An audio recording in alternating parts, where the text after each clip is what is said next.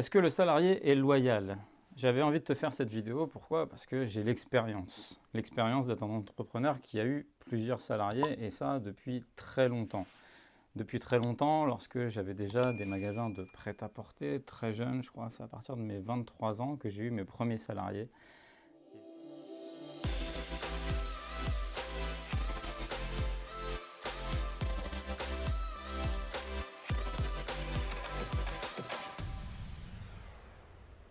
Et des personnes qui ont donc travaillé au sein de mes entreprises. Et j'ai fait pas mal d'erreurs et j'ai envie justement, parce que toi, si tu regardes mes vidéos, c'est que tu as peut-être envie de devenir un chef d'entreprise, un entrepreneur qui aura probablement un jour pour développer tes activités des salariés.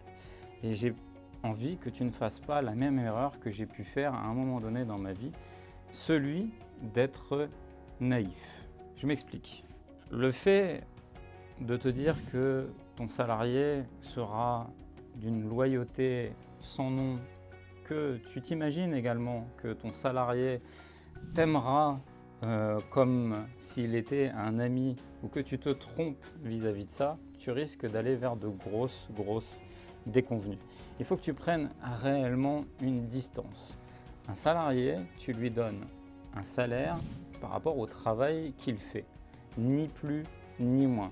C'est-à-dire qu'il va falloir te détacher de toute cette émotionnalité que tu peux avoir vis-à-vis d'un salarié. Et généralement, on me demande, Hassan, comment savoir si c'est la bonne personne que j'ai recrutée, est-ce que cette personne-là va être fidèle ou non fidèle au sein de ma société? La finalité, c'est que tu ne peux pas le savoir parce que chaque salarié est un être humain. Et puis, cet être humain aspire à différentes choses.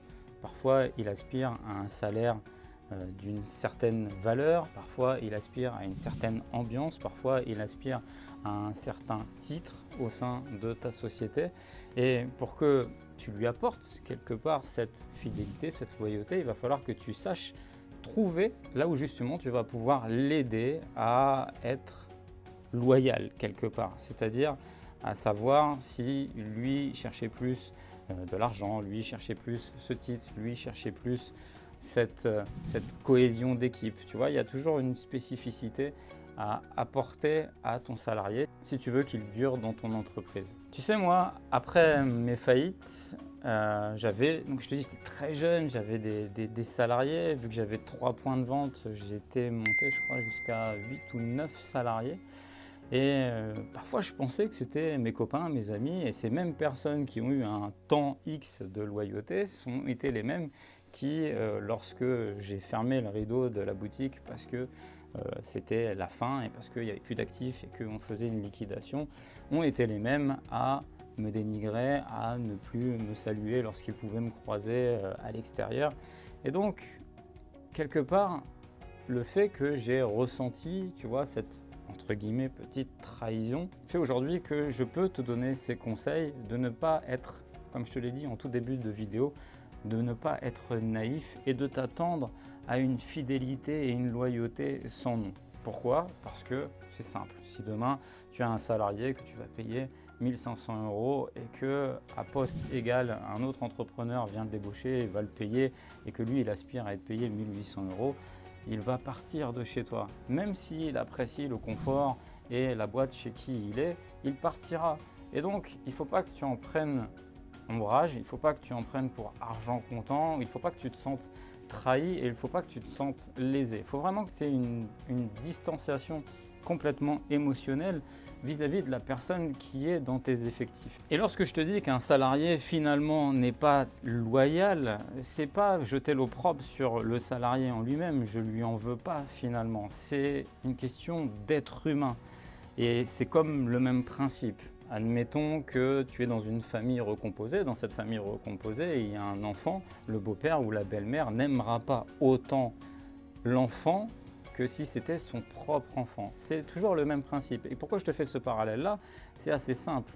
Toi, en tant qu'entrepreneur, ta boîte, c'est ton bébé. Et n'imagine pas, même si tu sens un salarié qui est impliqué, n'imagine pas que son implication a la même valeur que toi, ton implication émotionnelle, financière dans ta société. Si tu penses que le salarié que tu vas embaucher va avoir la même implication, va avoir les mêmes émotions que toi, entrepreneur qui a créé ta société, c'est là où tu risques de faire une grave erreur et c'est là où ta naïveté risque de t'amener à une grosse déception. Ensuite, l'être humain, c'est simple. Parfois, tu sais, dans ta vie, tu as un ami d'un jour qui deviendra un ennemi du lendemain. Moi, j'ai plein de personnes qui ont travaillé à un instant T pour moi dans toutes les sociétés que j'ai pu ouvrir, qui me disaient cordialement bonjour lorsqu'ils étaient dans la société et finalement, comme je te l'ai dit, je te l'ai raconté avec cette anecdote, ne me considèrent plus depuis qu'ils ne sont plus dans la société. Et c'est humain et c'est normal. Et c'est pour ça que, comme je te le dis et je te le répète et j'insiste au sein de cette vidéo, tu dois prendre énormément de distance avec tes salariés. En tout cas, de la distance émotionnelle. Tu peux bien sûr plaisanter avec eux, tu peux bien sûr être en relation d'échange avec eux, tu peux bien sûr les encourager, tu peux bien sûr vouloir aussi les impliquer. Mais sache toujours que tu n'arriveras jamais à les impliquer émotionnellement et bien sûr financièrement comme toi tu es impliqué vis-à-vis de ta société. Alors prends bien conscience, les salariés, les gens qui travaillent pour toi, ce ne sont pas des amis. Tu dois vraiment l'intégrer, ce genre de choses. Ce ne sont pas des amis. C'est aussi pour ça que je te dis d'éviter de travailler avec des amis, d'éviter de travailler avec ta famille.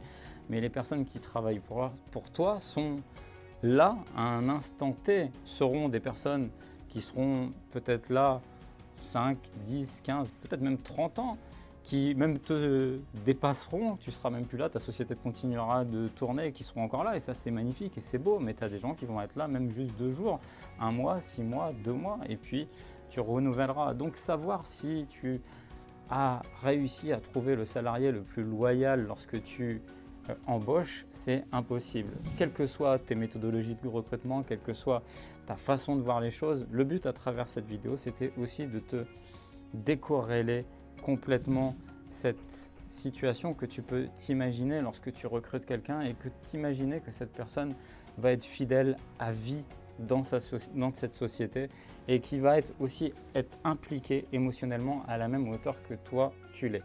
Vraiment, j'ai essayé de prendre un petit peu de temps pour t'expliquer ce rapport que tu vas avoir lorsque tu vas développer des business et des entreprises et que tu vas devoir recruter et embaucher des personnes qui vont travailler pour toi, des salariés qui vont travailler pour toi. Et je veux vraiment te mettre en garde contre cette naïveté qui peut justement te faire perdre de l'argent et qui peut justement t'affecter émotionnellement. Donc, et une distance, bien évidemment, ton salarié, il faut le respecter et il faut lui amener les choses pour lesquelles tu le payes et également lui en retour doit t'apporter les choses pour lesquelles tu l'as payé. C'est juste cette relation qui doit être entre toi et lui. C'est très important que je te fasse un petit cours vis-à-vis de ça parce que je vois par-ci ou là des gens qui te parlent de comment recruter, de comment choisir un salarié, de comment faire lorsqu'on a des salariés et pour la plupart de ces personnes n'ont jamais eu de salarié de leur vie.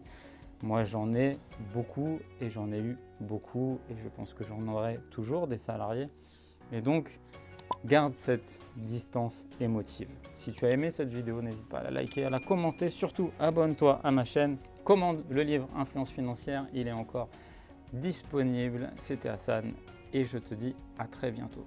Ciao.